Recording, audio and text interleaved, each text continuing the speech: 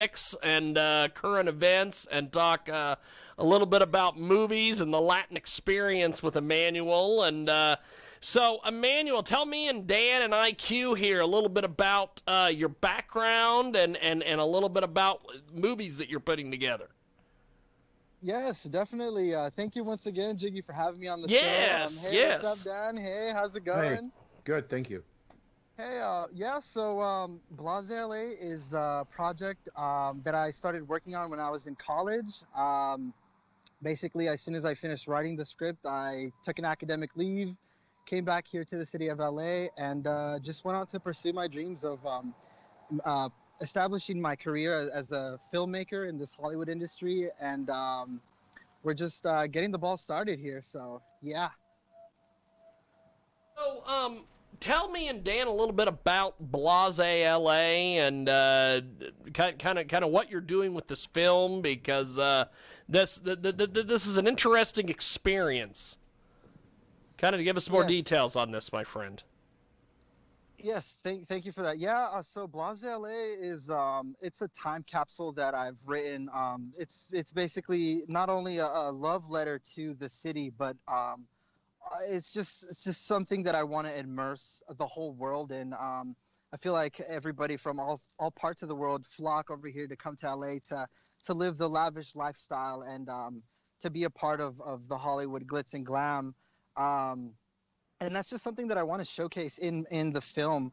At the end of the day, like I said, this is a time capsule, so it's not just about one thing. It's not just about the story that I'm portraying as this main character, the protagonist. The story is about this young millennial growing up in the outskirts of a different city that's not Los Angeles, and he decides to move in to reconnect his life with his estranged father and immerse himself in his senior year of high school. So, like I said, this film is led by me. I am the protagonist for the film, but it's not about the story. It's not just about the story of this young man. It's about submersing yourself in a time capsule that is now and everything that's going on around here in this amazing city of Los Angeles.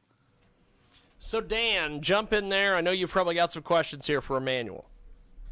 Well, I don't think Jim knows this, Emmanuel, but um, I'm in the midst right now of having finished a screenplay based on Okay, my fourth novel, which is nice. which is being considered by a very major studio in Hollywood.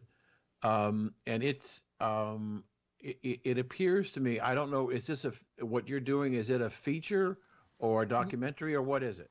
Yes, so this is my feature film directorial debut, not only as a director but as well as an actor and a writer. So Blasiale, it's a film. It's a feature film. Estimated time is about 2 hours, so 120 minutes. The budget for this film, it's not a big, huge, blockbuster Hollywood budget Avengers type thing. It is an independent film that I'm making. Like I said, ultimately, this film is just a time capsule of the generation that I'm in and the things that I'm experiencing. Um, so it's just something that I really wanted to capture on frame and just to express it to the whole world. But yeah, in regards to the film, it's not something that's super big, huge budget, but it's definitely something that I can very much so work with. And yeah, it's an independent film, so you can't expect to see like Leonardo DiCaprio in it, but definitely, it's definitely a starter for sure. Have you started production? Yeah, yeah. So we've already shot pretty much about 80% of Blase LA. It's just that in this time when COVID hit, um, slow down a lot of productions. There's a lot of things that have to go into consideration, like how many people are you shooting with? Are you even allowed to shoot on that location? So it honestly just depends. But yeah, as far as production goes, we pretty much have Blase LA in the bag. Okay. Curious as to your observation early on in this discussion about the desire for people to want to get to LA. And I'm sure there are people who want to get to LA. because of the glitz and the glamour that's there, although it's not very glamorous at the moment. Um, and they're losing about 25,000 people a year moving out, more moving out than moving in. The quality of life for non-Hollywood is, as from what I can gather from my friends out there, become more dangerous and more disturbing than it's ever been in the time that they've been in California. Are you seeing that, and is that reflected in your movie? That is a good point to make.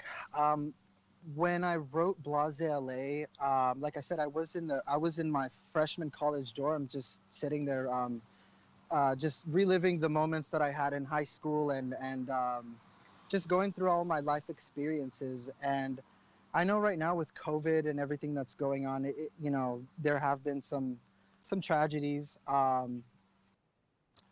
It's not something that I can. There's not. There are things that we can do about what's going on collectively as a city. Um, as far as putting what's going on right now onto the screen for Blase LA, I don't think that's what, well, that's not actually what we're out to do. When I wrote this, it was a time capsule. This was all before, it's all pre COVID. This was all, when everything was going smooth. So it's just something that I wanted to showcase.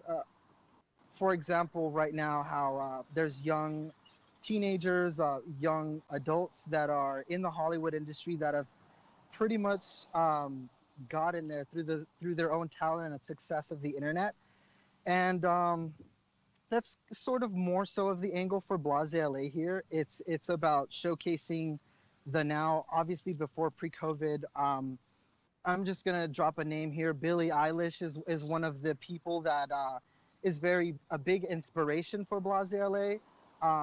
Just taking her into consideration, I mean, she's a very young music recording artist, and everybody looks up to her in our generation. As far as I'm talking, the younger millennials, 18, 19, 20s. So that's sort of the lifestyle that we're showcasing here in Blase LA. And like you said, it's not always glitz and glam for those who are non-Hollywood folk. So it can be difficult. And like I said, it is a time capsule. So you're gonna get everything. You're gonna get not just the champagne and the bottles and the clubs, but you're also gonna get, to see some of the sides that you might not have expected to see here in LA. But I feel like that's pretty much everywhere in the world. It's not always gonna be Beverly Hills 24/7 wherever you go. Right. You got to get accustomed to your environment, and that's something that I want to showcase for this film, for my feature film, and ultimately my directorial debut. So I'm very excited for that, not just for y'all to see the story that I written here, but as well as to physically see the colors and all of the structure for the film as well. You said you started writing the screenplay in your freshman dorm. Yes. How long did it take you to finish the screenplay? The screenplay didn't take long. The actual idea, pretty much getting it all fleshed out, took about a month, and then um, editing, rereading, and then just rewriting and rewriting and rewriting. Ultimately, I'd say it took, I want to say, about a solid 3 months for sure until I could say, okay, this is something that for sure this is like more closer to on screen than in the writing process. So yeah, it took about 3 months or so to get the solid details ironed out. So that was before you finished your freshman year. You were done. Yeah, yeah, And yeah. So and pretty much by December, by the start of the new year, I finished my first semester. I came back, and then um, I started going out to networking events, filmmaker events, Latinx events, anything that was available that seemed interesting to me and that appealed to the whole aesthetic for Blase LA. I was networking with a couple of producers, some executives, and it pretty much started going from there. So yeah, I was just honestly just thankful enough to have gotten the script finalized and written out. so did you are you where did your funding come from? Yeah. So for funding, like I said, once I got back to LA, I started networking with executives and producers. Now, mind you, I am only 19, so it is kind of challenging when you're trying to pitch your project out to executives who've been in the industry for quite some time. This isn't just a job for them; this is their careers, and that's ultimately why I love this industry, because you can take this anywhere you'd like, and that's something that we're really big for on this film. Going back to what you had said earlier about different lifestyles, and not everybody gets to live the glitz and the glam. So that's something that I was really pushing forward for the film.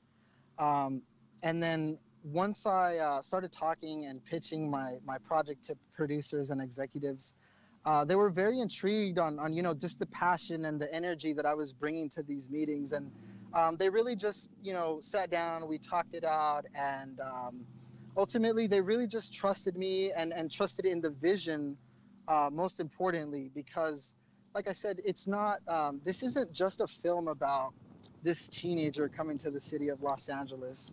This is about a time capsule, and something that we're projecting for the future. I want to pave the way for others like myself, other young adults, other millennials that want to get their start in Hollywood, but just can't.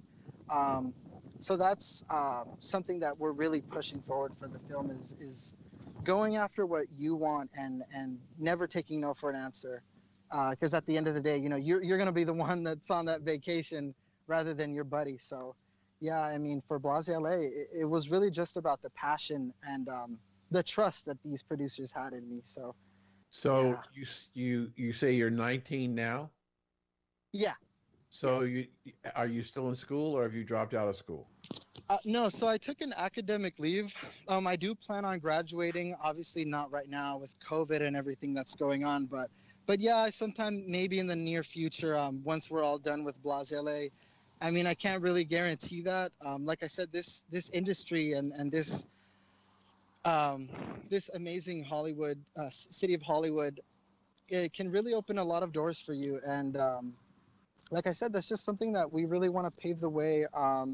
At the end of the day, it's not just about this feature film. We personally, for me, as a brand, as a person, as somebody who can vouch for young adults as well as people of the Latinx community, I want to someday push forward into the fields for fashion, fields for photography. Film at the end of the day is a bunch of pictures that are in a roll of film, and they're just being projected on. So like I said, I really just want to push forward and break the boundaries and break the ceiling with everything, from photography to fashion to filmmaking, as a Latin member of the Latinx community and as a young millennial as well.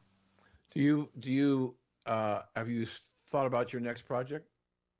Yes, yes. There's a lot of projects that I've been thinking about working on next after Blase LA. Like I said, I want to get into more sort of just solely photographing, somewhat into the fashion industry. But yeah, I am already. I've already started curating the ideas for other scripts, and I'm currently working on two scripts. Um, but that's aside from Blase LA. Totally different projects. But yeah, yeah, we have a lot of other things in the works as well, not just for the feature. Now, are you a native to LA? Yes, yes. Thankfully, I'm so blessed to be a native of LA. I'm so happy to say that this is the city that I grew up in, and this is where I come from.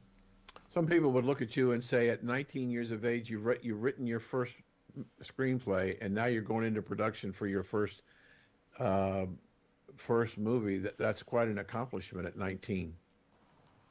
Thank you, thank you. So yeah, I mean, it just for me, like I said, I mean, I just had a different outlook on life. I was just always raised to go after what I believe is right, and to chase after my dreams. And I really have to thank my teachers at the end of the day, because they always um, provided me with the encouragement to.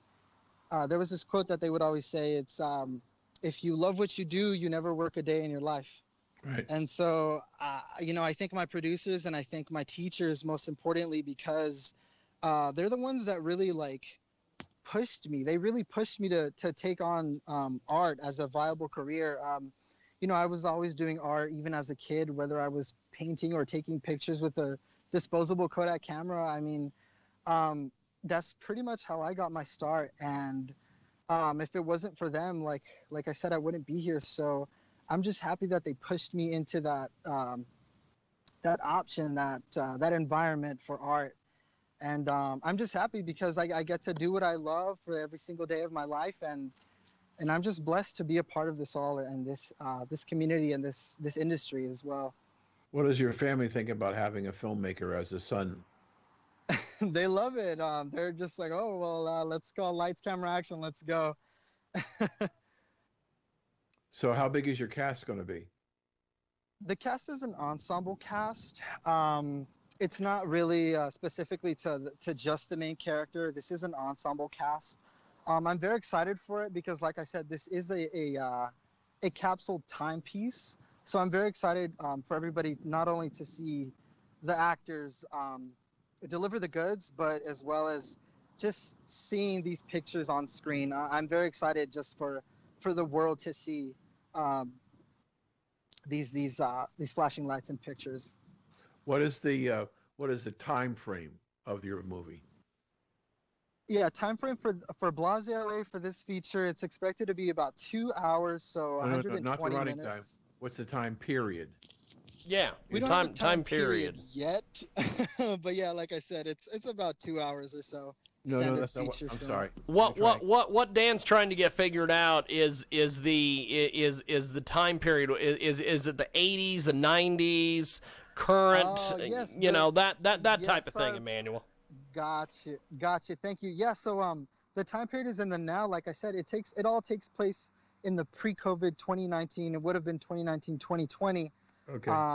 But everything that's going on. But yeah, I mean, like I said, going in with like Billie Eilish, for example, she's a big icon within the within millennials and teenagers. So same with Blasia LA. It's just something that we're catering towards not only the youth but everybody in general, so that they can get a taste of what life is like for us. I understand that back in the day, people used to go to malt shops, juice bars. They used to go to the disco and go get milkshakes and things like that, and go to the mall. But that was a time capsule. For example, Dazed and Confused was another film that's sort of like a time capsule. You get to see the teenagers pretty much living their day-to-day lives on screen, which is something that I wanted to showcase with Blasia LA. But the time capsule, I'm very excited for everyone to see, like I said, and like you had mentioned earlier, in Los Angeles, it's not always glitz and glam and champagne to those who are non-Hollywood folk, which is something that I really want to showcase, as well as the culture and immersing yourself in this amazing city. Do you have a distribution agreement? Yeah, as far as distribution goes, we're pretty much good to go. Our plan was to premiere this and set it up for premiere at film festivals. One of our biggest goals was to premiere Blasia LA at the Cannes Film Festival, which would be amazing and incredible, not just for the film period, but just for everyone in general, the audience members. But yeah, I mean, with COVID-19 and everything that's going on, we're not very sure exactly on releasing. But yeah, as far as release dates go, it would be for summer of 2021. And this film is made for the big screen. It's made for the silver screen. That's also something that I did want to reiterate. It's not something that I made for, and no shade or anything to the streaming services like Hulu and Netflix and Disney Plus, but it's just Blasia LA is something that I want people to experience on the silver screen and really submerge themselves into the experience before we go onto digital and onto streaming. So yeah, as far as distribution goes, you can expect Blasia LA for the summer of 2021. And that's as far as info I can possibly give you right now. Okay, good. Well, Emmanuel, but before we let you go, my friend, how do we find you online, follow your progress, everything? Yes, you can feel free to follow up with me at on Instagram at Emmanuel the Director. That's Emmanuel the Director, no spaces, and the name is spelled with 2 M's. You can feel free to follow me at Twitter at Latin Filmmaker, and I have a website as well for BlaseLA at blasela.com. So feel free to check those out. Awesome. Awesome. Well, this has been fun. I know me and Dan have had a blast chatting with you, and thanks for doing this, brother. Really appreciate the time. Awesome. Well, thank you so much for having me, Jiggy, once again, and thank you so much, Dan, for the interview as well. You're Definitely. Definitely. Thank you, Emmanuel. Appreciate it, brother. There he goes. Emmanuel, the director. And so as we wrap up here, Dan, I did not know that you were making movies too. That's pretty amazing. Somebody might say there's a lot of things you don't know about me. Well, that too. That's all good or not, but yes, it's we're actually pitching it. Not only we're pitching all 4 books into a mini